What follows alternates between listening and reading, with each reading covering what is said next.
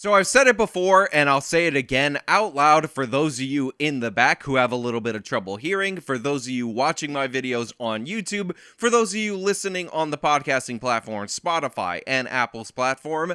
Crime drives poverty, not the other way around. I know people know that crime correlates with poverty, therefore they think that we need to arrest poverty because that's the root cause of crime, but this is not the case. In reality, letting crime go unchecked is the worst thing you can do for the poor communities in the United States, and we have examples and data that proves this time and time again. And what we're going to do in today's video is actually go over this phenomenon in a general sense, but focus on something that I brought up particularly in Starbucks based on my knowledge of how crime actually works and based on them biting the bullet and going in on declaring their own store employee racist when in reality they did nothing wrong. But before we get into this video is sponsored. I'm going to toss it over to the sponsor and then we'll discuss this on the other side. Check this out. Noble Gold, one of the most loyal sponsors to this channel, has just been rated by Consumer Affairs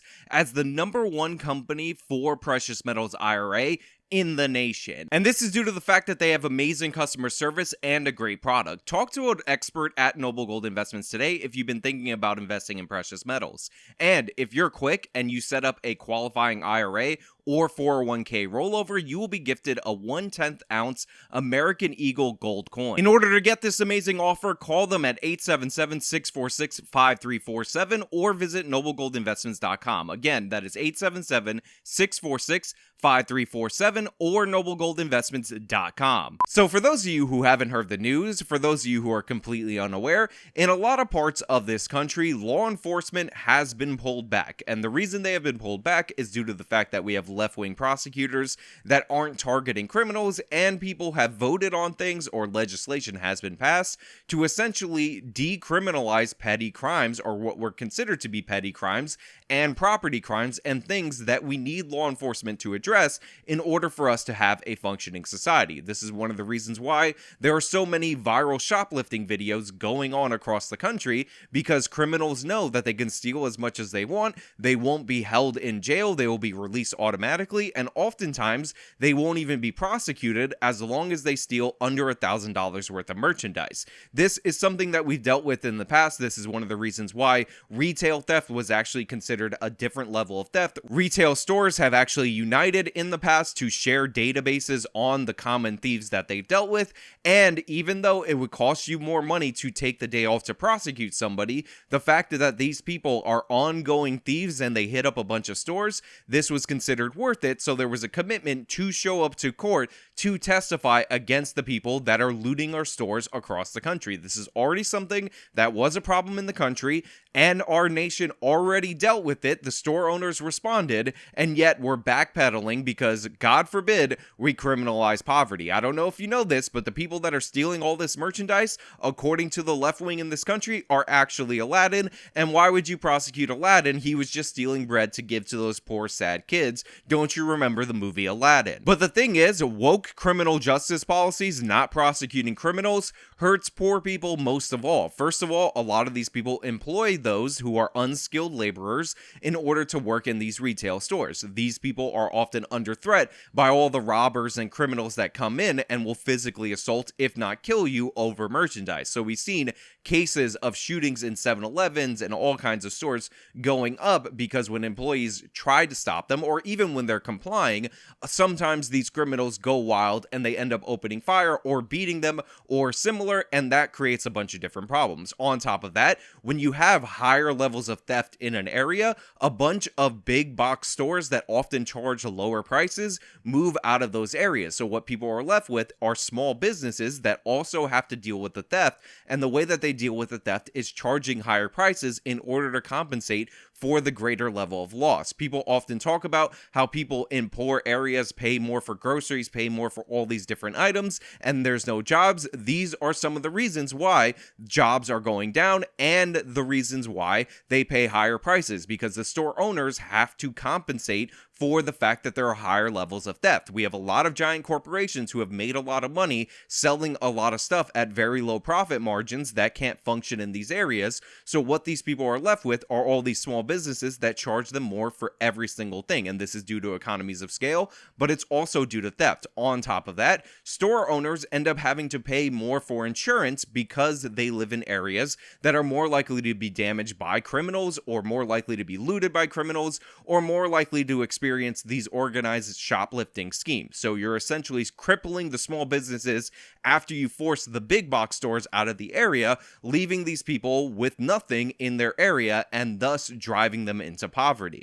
It's one of the nation's most iconic brands, and now in some of the country's biggest cities, Starbucks will close stores. Though it's only 16 locations in regions like Los Angeles, Seattle, Portland, and Washington, D.C. So this idea that you should just let people steal as much as they want, you should not arrest them, you should not charge them, you should release them automatically, treat them with kid gloves in order to protect the poor, actually hurts people in poverty in the United States and everywhere where these kind of policies are allowed more than anyone else. If you want a good anti-poverty program, the first thing you need to do is secure property rights. The first thing you need to do is get these criminals off the streets that are violating the property rights of others, so that way the cost of insurance, the cost of opening a store, and thus the cost of goods can ultimately end up going down. That way stores won't have to relocate out of the area to places with sensible criminal justice policy, and people can have jobs in their areas and not have large commutes. That way you don't end up with a large population of unemployed people in the area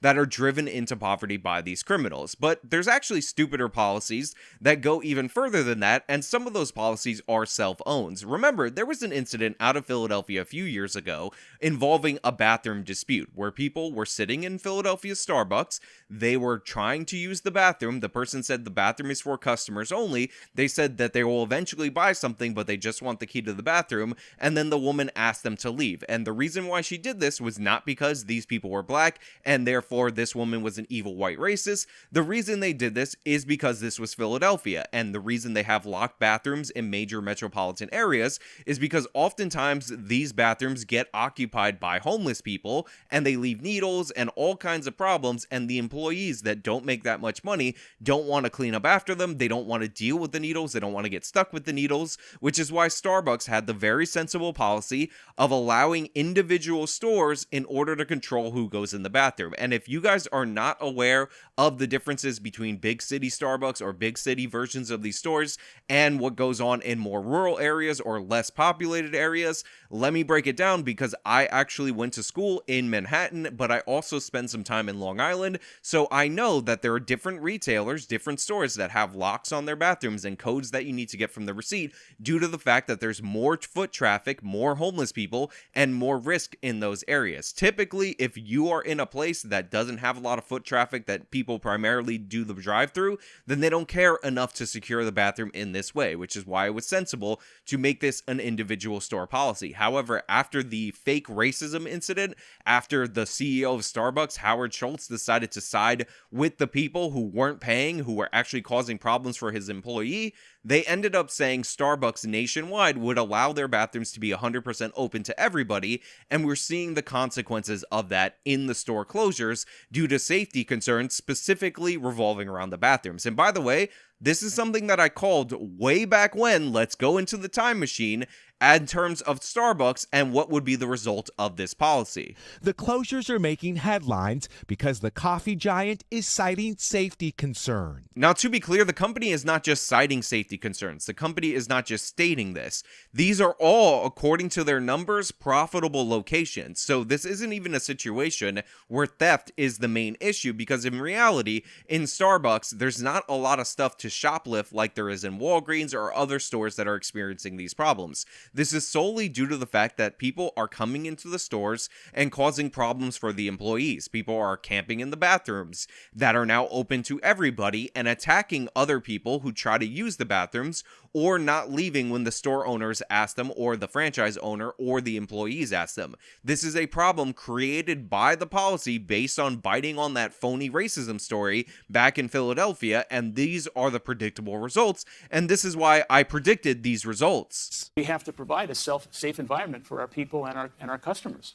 And the mental health crisis in the country is severe, acute, and getting worse. So what's funny about Howard Schultz is that he is a left-winger through and through. So now he's talking about how the mental health crisis is severe, acute, and it's getting worse. No, it's not. The crime crisis is severe, acute, and it's getting worse. Because if you notice, all the cities that are outlined are the cities that have pulled back the police, have crappy district attorneys, don't enforce the laws, and that's why even in these profitable locations, these stores need to close. So it is not a mental health issue. There are people who are not mentally well across the country. The problems are focused in these blue cities based on the policies implemented by these blue city politicians. Starbucks now telling employees it'll offer additional safety training to de-escalate situations and could close restrooms. So now Starbucks is saying that they're going to offer the additional training for their employees, but the key crucial point in there, what I exactly predicted, is that they were going to close restrooms. And the reason they're doing this is because the policy of letting the individual stores choose who goes into the bathroom or choose their own bathroom policy was sensible, it was logical, it made sense, but because of allegations that Starbucks was evil white racist based on race grifters who were asked to leave, asked to get out of the store, were told that they were going to be arrested for trespassing if they didn't leave the store, decided to get arrested anyway. Somehow that produced a change in Starbucks corporate in order to make their locations less safe for all their employees. I'm disappointed to see Starbucks, or for that matter, any commercial engagement give up. But Starbucks is hardly alone. After brazen thieves ransacked local retailers in San Francisco, Walgreens and Safeway closed stores or adjusted hours. It's a scary situation, a scary time. And again, the problems of crime, the problems of rampant criminality going unprosecuted are not just contained to Starbucks. As pointed out by this new segment, you have Walgreens closing locations. You have 7-Eleven very worried because there's been a string of shootings at their locations due to the robberies that are going on. And it is just, again, consequence after consequence of us going soft on criminal justice, of us letting people out of jail, of us not arresting people and holding them even though they're repeat offenders and turning them back out onto the streets. And now in Southern California, a manhunt is underway after a series of robberies and shootings at 7-Eleven stores in 3 separate counties. After 2 were killed, the 7-Eleven Corporation recommended LA area stores temporarily close. Tonight, for some retailers, the cost of doing business is far too high. Now look, if the temporary closings that are going on at these 7-Eleven locations are due to the fact that they're going to install that bulletproof glass like the bank, then I'm all for it. A bunch of these 7-Elevens have the COVID shielding across. We don't need any of that. We need the bulletproof glass. We need to prevent these criminals from taking over. Maybe we need to have security guards at these locations, because in reality, the main issues aren't going to go away if you close for a few days. The main problems that these are soft, vulnerable targets, they're transitional spaces, and if criminals are not being prosecuted for their actions, they will target them, is not going to dissipate just by a few days of closing. And 7-Eleven's open 24 hours. That's one of the biggest advantages of it. That's one of the reasons why people rely on 7-Eleven. But of course, these individually franchise-owned stores by people who are not millionaires, not billionaires, or anything like that are suffering, and the employees are actually getting killed due to the fact that we have lax criminal justice policies. Can't wait for them to catch that guy, only for us to find out that he was released early, rearrested multiple times, never had his parole or probation violated, was churned out on the streets with no bail, all because these woke prosecutors think that criminals are Aladdin and all our problems would be solved if we just re-release them out onto the streets, because no big deal, it's just retail theft, no big deal, they're just stealing from citizens like you and making your neighborhoods worse. I got to appease the progressives, I got to get that money from George Soros, I got to end up on Sean King's Real Justice PAC website, because woke criminal justice is in vogue at the moment. Look, the reason I'm focusing on crime trends and individual stories a lot more on this channel is because this matters. This has an impact. It's not just measured in the dollar amounts that are stolen, although that is crucial and important, and it is something that we should be concerned about, despite all these lefty propaganda saying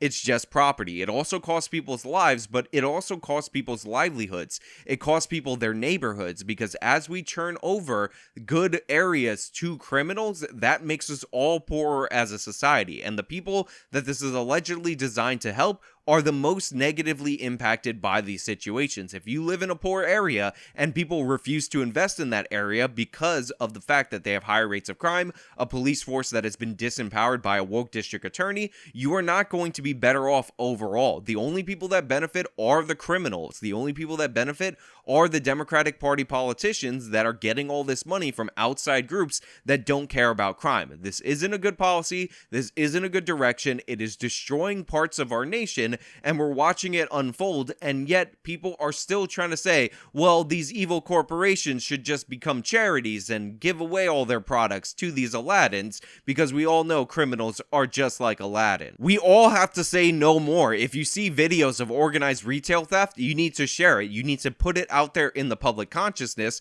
because the media is in full denial mode, the left wing is in full denial mode, and you need to cram this down their throats, shove it in their faces to the point where they cannot deny it, to the point where it becomes unpalatable to be in favor of these garbage policies, because that is the only way we're going to make any progress on the criminal justice issue. And by the way, if you're running for office as a Republican and crime isn't crucial to your platform, showing videos of people released from jail based on woke criminal justice reforms, attacking people, killing people, isn't a part of your campaign strategy, then what are you doing? Not only is it a winning strategy, and therefore it would actually get you elected, but it's actually a crucial issue to everyday Americans, and it would better the lives of everybody if we went back to a more tough on crime approach. But hey, those are just my thoughts. Let me know your thoughts down in the comments below. If you like the video, show me by leaving a like, subscribe for more content, follow me on all my social media, support me via the support links in the description box of this video. This has been me talking about crime going crazy and Starbucks